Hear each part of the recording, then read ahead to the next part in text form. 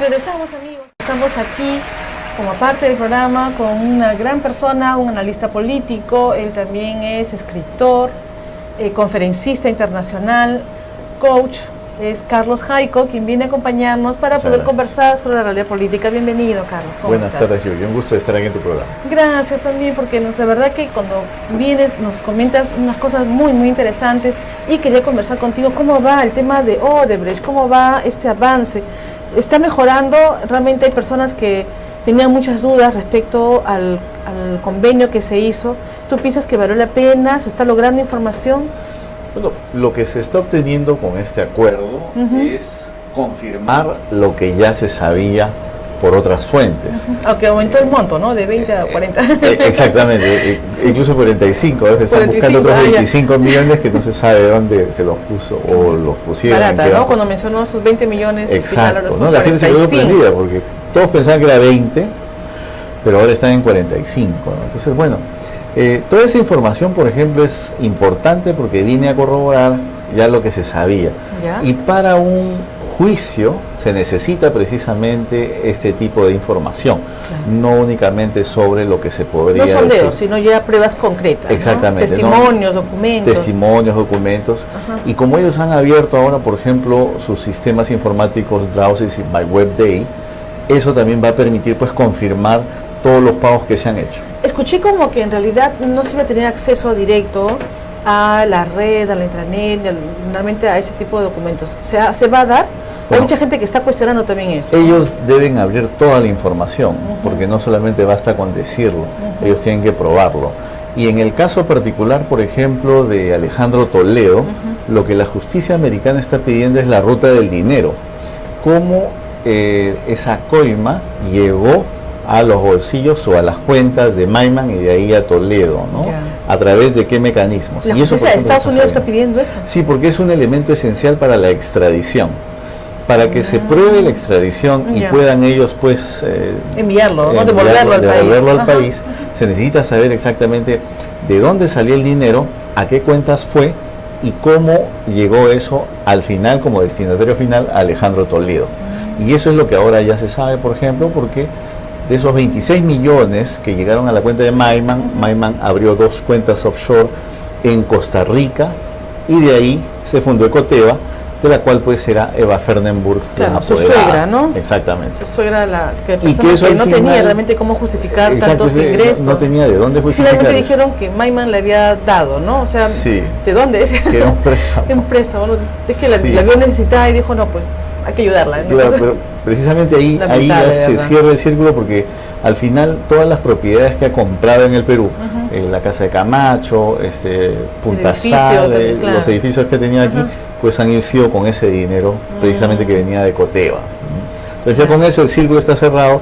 Ahora lo que se quiere es pues que se acelere un poco en el tema de la extradición. Para eso es que se ha, por ejemplo, ahora contratado esa oficina de abogados, ¿no? En Boston, para que pueda apoyar. Es bien alto el costo de esos abogados, ¿no? Sí, bien alto es.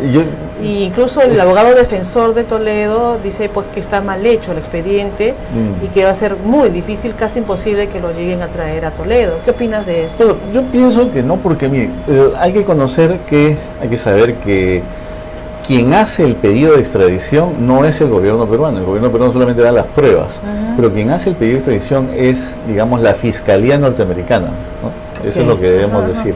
Y ellos pues piden toda la información necesaria al Perú para que ellos luego hagan el pedido al juez del lugar donde vive Toledo. Entonces eso, digamos, que ya sirve mucho para que nosotros tengamos la seguridad que las cosas se van a hacer bien. Mejor. La oficina de abogados está únicamente para poder apoyar al gobierno peruano y a la Fiscalía y al Ministerio Público cuando ellos pidan información y sobre todo de qué manera se debe responder de acuerdo al ordenamiento jurídico norteamericano.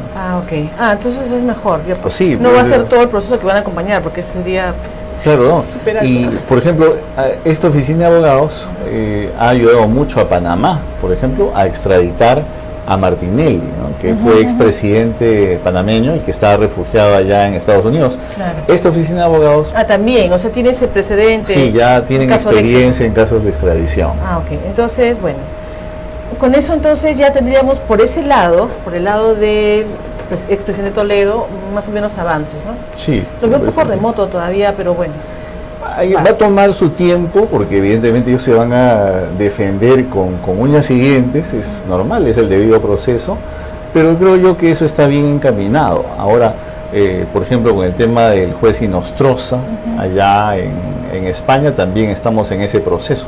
Es mucho más fácil porque incluso los abogados peruanos tienen formación un tanto en España y conocen cómo funciona, bueno, y es en la misma lengua, entonces claro, un tanto que va a facilitar sí, ahora poder extraditarlo, ¿no? Con respecto al tema de Susana Villarán, que mucha gente pregunta por qué no se mueve, es porque están ocupados en ese otro tema.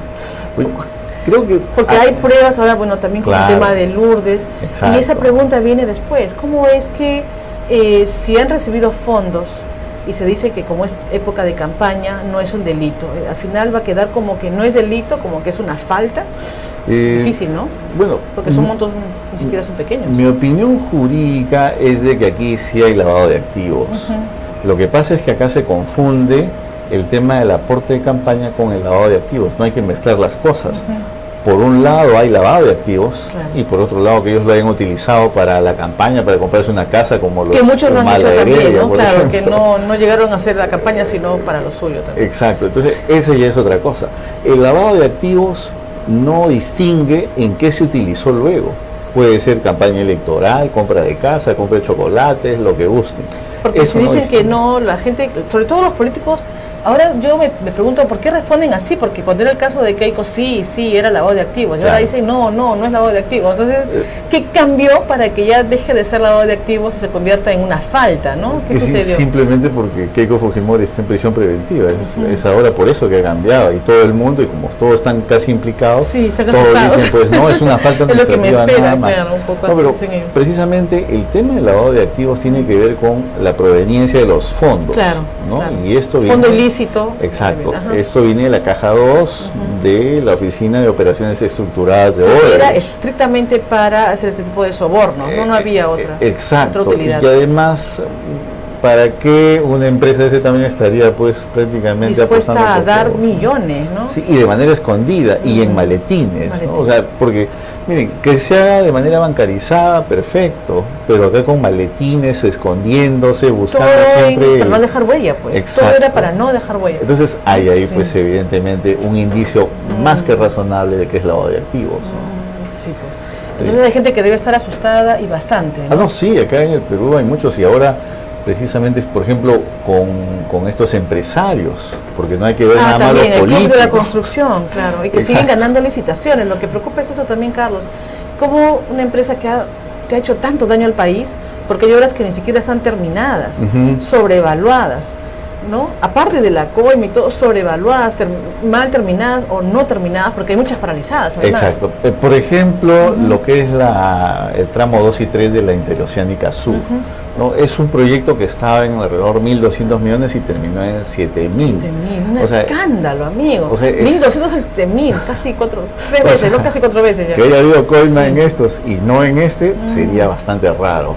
Yo creo que acá todavía las investigaciones no han llegado a su final, hay mucho por saber ahí, y hay que decir también de que Odebrecht, después utilizando un poco el titubeo de la justicia peruana, lo que ha hecho es elevar esto al arbitraje, ¿no? Llevarnos al CIADI.